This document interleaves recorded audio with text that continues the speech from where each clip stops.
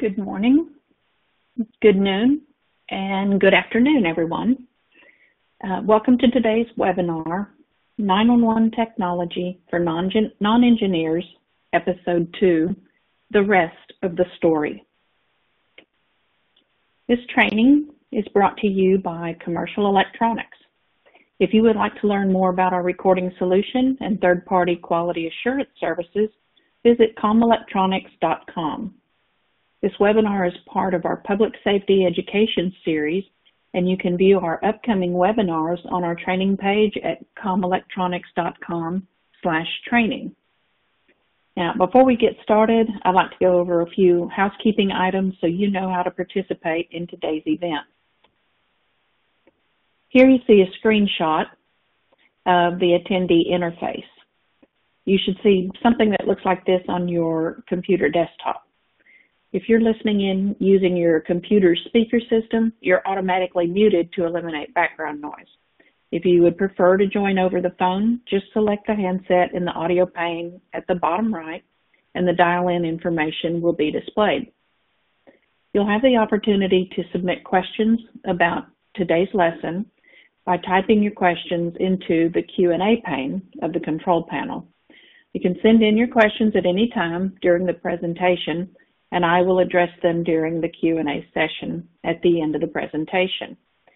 The best time to send in your questions is when you think of them. And remember, I'm not an engineer, so I make no promises of being able to answer your questions. Now, once you leave today's webinar, you will receive a survey on the presentation. And I know we all hate surveys, but we would appreciate it if you'd complete that and let us know how we did so we can continue to provide you with relevant content. You'll also receive a follow-up email within 48 hours with a link to view a recording of today's webinar. For those of you that want to report this training to your state or licensing agency, send an email to training@comelectronics.com. Now, I am Beth English, and I'm your instructor today. I began my 911 career as a police dispatcher 32 years ago. I was very young, and most recently served as a communications director before joining Commercial Electronics as their program manager for their QA and QI program and higher ground instructor. I have my master's telecommunicator license from Texas. I'm a TCOL instructor and a past president of Texas NENA. And that's all I have to say about that. So let's get started with our session. In our last episode of 911 technology, we discussed communications, starting with Morse code, the invention of the telephone, how 911 transitioned from basic 911 to enhanced. We went through wireless and on to VoIP. In this episode, we're going to get more in-depth into VoIP and how that will transition into NG 911. Keep in mind that this, too, is a very basic explanation of what we're working towards. I'm not covering everything because, frankly, I don't know everything. I know just enough to make me dangerous. And besides, you get what you pay for, and I'm free. So let's go back to VoIP. If you'll remember, with VoIP, the calls are going over the internet rather than copper lines. And to do that, SIP is used. So what is SIP? SIP is Session Initiation Protocol. And just so you know, a protocol is just a standard set of rules that allows electronic devices to talk to each other. The job of SIP is to set up a call, a conference, or other interactive communication session, and then terminate it when it's over. So SIP sends an invite to the other user and basically asks them to participate. If they accept, then SIP will make the connection and then terminate it when it's finished. Now, during the session, SIP has no idea what's going over the connection because it's not involved. And if you'll remember when we talked about VoIP calls in our last session, I talked about how the caller's voice is digitized and converted into small packets and are then sent over the network, then put back together as voice signals at the other end. Once the call has been set up, the phones basically go into a data transfer phase of the call using different protocols like RTP or real-time transport protocol to actually move the voice packets between the two phones. It does the same thing with video data streaming for real-time streaming. The thing about SIP, though, is that it's flexible. It was designed to be able to set up real-time multimedia sessions between participants. Think Skype and Instant Messenger. And it's going to be used to set up real-time multimedia sessions between 911 callers and telecommunicators, dispatchers, and first responders, and more. But first, with the implementation of VoIP, we needed a whole bunch of new stuff, like databases and processes. So let's start with the new databases that we needed to be able to deliver the call and provide functionality of E911, starting with the register database, and that's the location registration database. Now, we had previously talked about how initially users had to register their VoIP location, and if they had nomadic VoIP, they had to remember to register their location anytime they moved their device, which may have been a computer, a tablet, or a VoIP phone. So a location registration database had to be created for what's called the civic location, or the address provided by the end user. Then we added the ESQK, or the Emergency Services Query Key. And this is similar to the PANI in a wireless call. The ESQK is delivered to the selective router and as the calling number to the PSAP, but it's not a dialable number. You've seen these before and probably by now know that when you see it, it designates a different type of call. So the ESQKs will generally display as your area code and either a 211 number or a 511 number. Then we needed the CRDB, or the call routing database. With VoIP, callers were now able to call 911 from a non-native telephone number or a phone number that wasn't associated with the caller's location.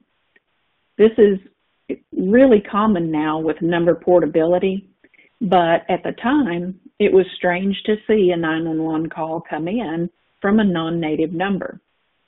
So to be able to route those calls, the VoIP service providers, sorry, I just got a question.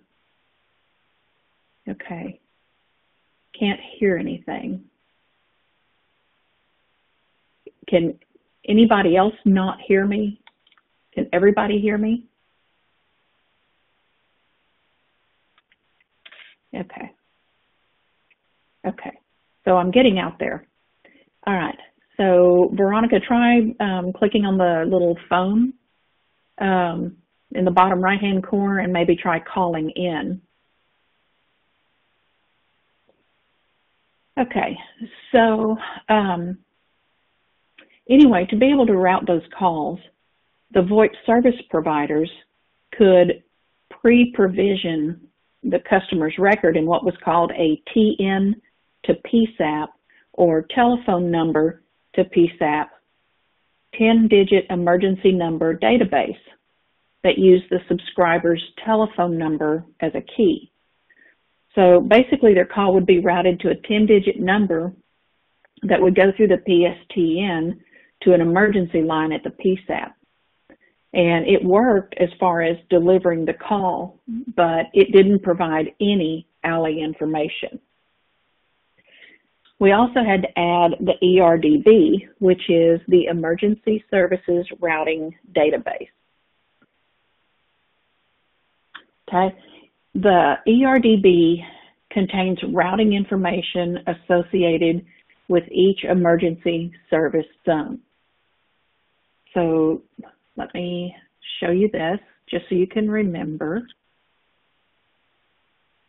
Okay. Remember, we had the emergency service number and we had the emergency service zone. So the ERDB contained all the emergency service zones. And this is what routes the calls and pulls up the responding agencies that display on your alley screen. Then we created the VDB, the Validation Database. And this database validates the civic address against the MSAG to ensure that it's a correct address. For example, the caller registers their address as 1000 Creekside Court, but it's in the MSAG as 1000 Creekside Court. So the VDB validates that to ensure it's a correct address. Now, it doesn't necessarily mean that that's where the caller is, just that the address is a valid address in your jurisdiction. Now, as I stated earlier, in addition to new databases, new functionality was also needed. Remember, I said there are two parts to a call, one of which is the setup. Part of the setup is the Emergency Services Gateway, or the ESGW. And the ESGW is the signaling point, and you're going to have to listen closely to this one. It's the signaling point between the IP domain and the conventional trunks to the selective router that uses tones or electronic signaling. The ESGW uses the routing information provided in the received call setup signaling to select the appropriate trunk group and proceeds to signal call setup toward the selective router using the ESQK to represent the calling party number or the ANI information. That's a whole lot to take in. But basically, the ESGW is the gateway between the 911 switch and the internet call. How's that? Next, we have the VPC. The VoIP Positioning Center is the element that provides routing information for the routing of VoIP emergency calls and helps in delivering location information to the PSAP over the existing alley database. And the VPC also supports access to the routing data in the ERDB, the Emergency Routing Database. So let's talk about NG911. One common misconception about NG911 is that it's just the ability to receive text. While it's true that text is or will be possible with NG911, that's really not what the difference is between Enhanced 911 and NG911. The concept of NG911 is in the delivery of the call, changing from call delivery through camera trunks, which is a technology that's over 50 years old, to delivering 911 calls and data via IP.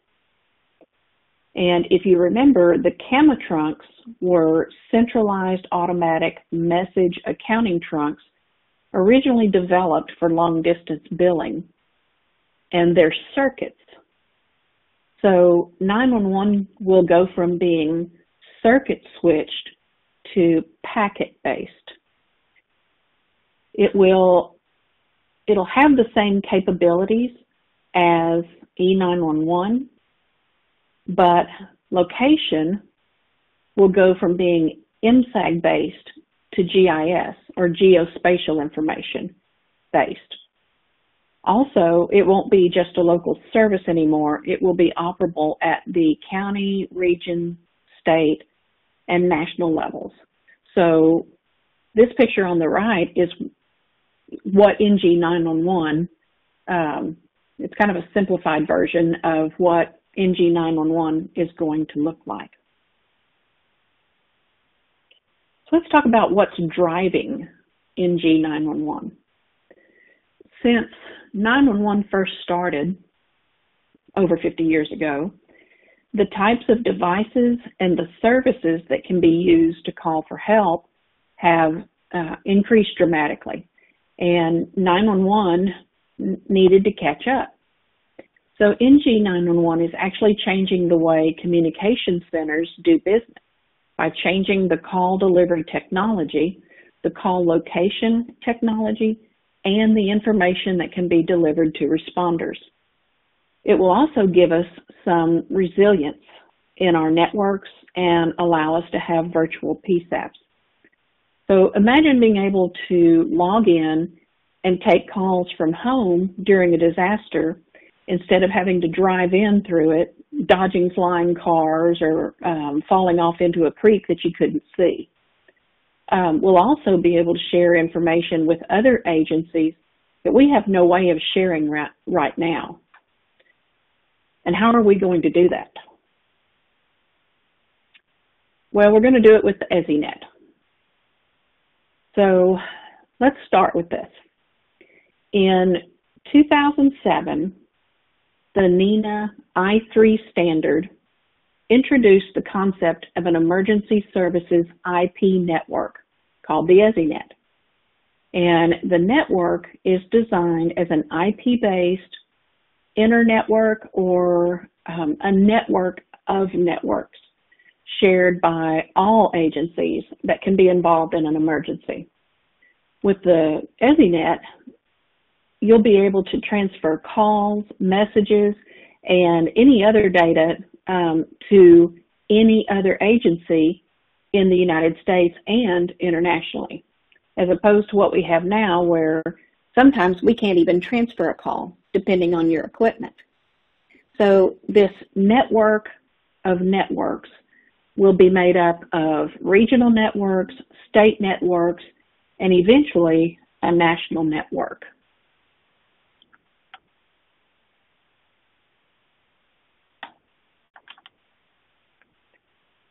So to give you a visual, think of it as a spider web. So each of the colors that I have here in the spider web represents a different EZNet. For example, the light pink, the yellow, the light blue, and the green represent regional networks in Texas, while this portion with the Texas in it represents a statewide EZNet. So these regional EZNets are going to connect to this state EZNet. Now, the purple, the dark pink, and the red are other statewide EZNets. And the turquoise up here, all around here, represents a national network. So basically each space in the web is a network, and all of these together make up the EZNet as a whole. Sounds awesome. And it will be, especially when it comes to the exchange of data. There's so much information that can come in with a 911 call that we can't currently utilize because we have no way of sharing that information. But with the EZNet, we'll be able to do that. So how are we going to do that? Let's talk about FirstNet and what it is. I know you've all heard of it. Everyone's heard of it on the news. You've heard about it at NENA, APCO, and different things. FirstNet is a broadband network dedicated to first responders. Now, currently, most first responders use a commercial network for their mobile applications by having hotspots in their vehicles. So what this means is that police, fire, and EMS who use mobile terminals are all on the same network that you're using to call Aunt Flo, play Candy Crush, and text your BFF. And most of you know how congested the internet gets in the evenings when the normal working people get home from work, and how it can take as much as 30 seconds to a whole minute for your game to load on, or your email to send. You also know that when a disaster happens, many people can't place calls from their cell phones because the network is clogged. And when the network is clogged, that means the data can't get to the units in their vehicles when you need it to, or vice versa. So think about how many times you've been sitting at your position, checking a unit status because he's been en route to a call for 20 minutes, only for him to snap back at you that he checked out 10 minutes ago. But CAD hasn't caught up with his status change because his hotspot is circling the drain of the congested network. Or what about when your agency goes through a massive weather event and cell towers go down? Units have no way of accessing any data, nor can they call in on their cell phones. Now, some of you may recall hearing that during the worst fire in California history, it was in 2018, they had difficulty getting information to and from their large incident vehicle because their quote-unquote unlimited data had been throttled by their wireless carrier, seriously hindering their ability to do what they needed to do. So it was because of incidents like this, not this one in particular, but just incidents like this, that a network was created that would allow information to flow more quickly to and from responders without having to deal with the commercial network congestion. So in 2017, AT&T was selected to build this network. And since then, over 10,000 public safety agencies have joined FirstNet. So how does it work? You may be wondering what the difference is between FirstNet and the commercial network since, well, they're both networks. So picture it as a double-decker highway at rush hour. On the bottom is a 6-lane highway, 3 lanes going in each direction. And you can pick whatever city you can think of, Dallas, Houston, Austin, they're all horrible. You know, other big cities. You're always going to have those cars backed up, bumper to bumper, moving at the blinding speed of 10 to 15 miles per hour. The entrance ramps are also backed up so no one can get on the highway. And the highway signs are flashing a message that says, due to heavier than normal traffic, only smart cars and Ford Fiestas are allowed to enter the highway. All others must exit immediately until further notice. Okay, those lanes are the commercial wireless network. Now, at the top of the double-decker is also 6 lanes, 3 in each direction, but the only vehicles allowed on it must have a public safety toll tag, so to speak. So there are police cars, fire apparatus, ambulances, cars carrying telecommunicators, off-duty personnel, state agencies, federal agencies, etc. There's traffic, but it's moving along smoothly at, or more likely, above the speed limit. Y'all know how we are. And units are entering and exiting the highway with no issues. These lanes are the FirstNet lanes.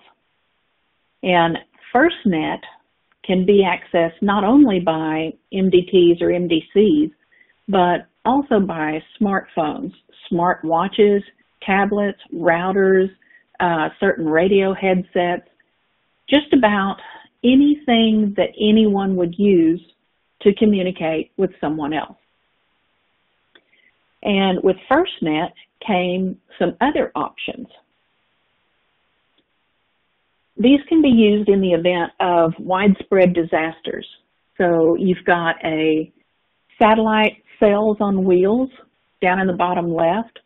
You've got flying cells on wings, which are called cows. And their latest, the aerostat or the blimp, known as FirstNet 1.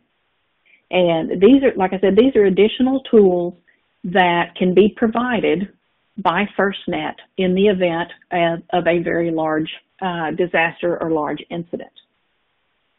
Now, on a side note, since NG911 is quite a ways off for a good portion of agencies, and disasters are happening every day, causing issues with network and wireless congestion, I do want to mention that the FCC has taken steps to alleviate these issues by developing the GETS and the WPS programs. So if you're not familiar with either of those, GETS is a program in which you can register your 911 and non-emergency lines and circuits with the FCC to be restored as a priority above other businesses and customers. Otherwise, even though the LEC, the local exchange carrier, knows you're a 911 center, oftentimes they'll just add you to the list of lines to bring back up, and you may be listed behind the car wash. And yes, that's a true story. The WPS program provides a way to get your wireless calls through as a priority when the wireless networks are heavily congested. Both of these services are free, and the last time I checked, the FCC would actually register the numbers for you. You can also do it online. And one thing I would suggest, though, lesson learned, is when you register your agency-provided phone numbers, do it by position rather than name.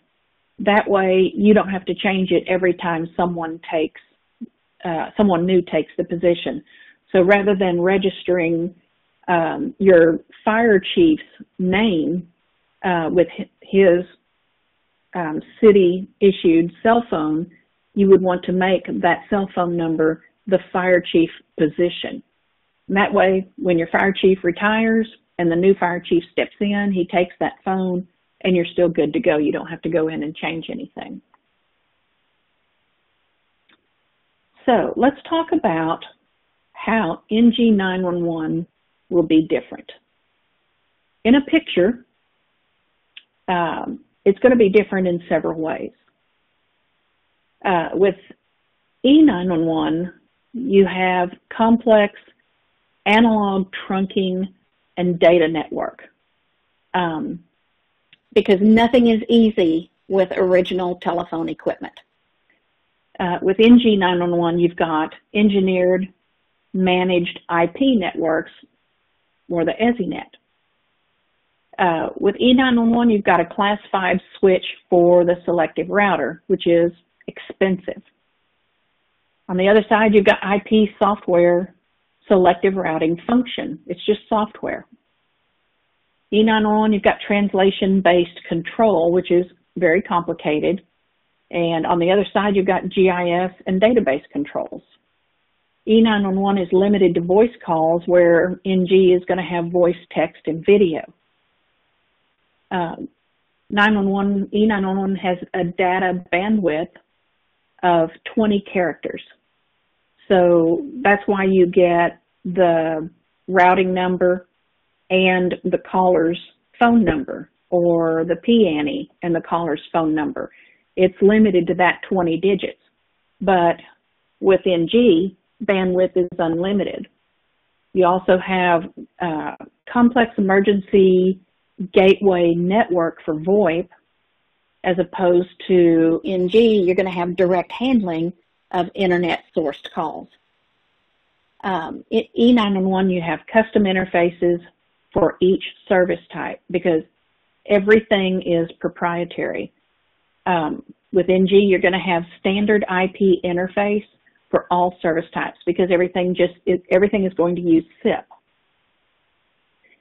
Now, besides the difference in the routing of 911 calls and what devices can contact emergency services, there's going to be a difference in the way that callers are located, which brings us some more functions and acronyms.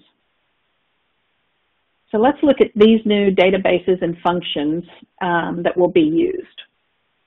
First, you have the LIS, or the Location Information Server. When a 911 call is placed, this database is queried for the location of the caller, which may be delivered in the form of an IP address, a circuit ID, or a MAC address. You are also going to have the Location Validation Function, or the LVF. And this is a functional element in the NG core services where civic location is validated against the GIS database. So this is similar to MSAG validation now. Then you've got the ECRF, the Emergency Call Routing Function. And this is a function in an EZNet that basically returns a routing location used to route an emergency call to the correct PSAP. Eventually, the MSAG is going to go away and calls will be routed based on GIS location information. And now there's a whole lot more to that, but I'm trying to keep it simple. You've got the ESRP, the Emergency Service Routing Proxy. And what that does is it selects the next hop routing in the EZNet based on location and policy. So during a 911 call, there are going to be several hops in the EZNet, and the list is checked several times for updated information. So the call is connected to the PSAP, or to put it better, the media is connected to the PSAP, because the call may or may not be a call, but text or video or anything else that can be sent. One I forgot to put on here is the PRF, which is the Policy Routing Function, and that actually determines the next hop in the SIP signaling path using a policy. And actually, that's all I have to say about that. Then you have the LNG, the Legacy Network Gateway. And what that does is it interfaces with the legacy 911 network and the EZNet. So, as you've probably heard, some agencies have already moved to NG 911, while others are fighting to get the equipment to be fully E911. Since moving to NG 911 is going to be a process that's going to take some time, the new network has to be able to work with legacy 911. Now, once we've all transitioned to NG 911, the selective router and the alley will no longer be used. So let's look at a very basic call flow in NG 911. Nina has these great pictures that show it, so I stole these from Nina. And select back on that. Okay. All right. So, call is made. The device that you're calling from, the phone, acquires a location before the call is made, and the location is queried in the list server. It gets pre-validated, whether it's civic or geo, and then the ECRF is queried for routing, which it provides for the next hop. Then the call is placed, and it's sent to the ESRP1, Emergency Service Routing Protocol. Oh, hold on. ESRP, yeah, Emergency Service Routing Proxy. Okay? So it's sent there with the location. And then the list is checked for any location updates. And the ECRF, is checked again for the next hop. Now, then the next one, the call is sent to the ESRP2 with the location, and the list is queried again. And then the ECRF is checked again for the next hop.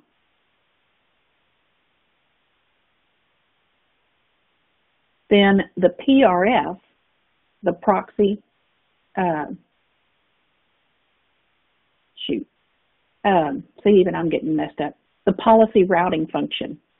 Okay, so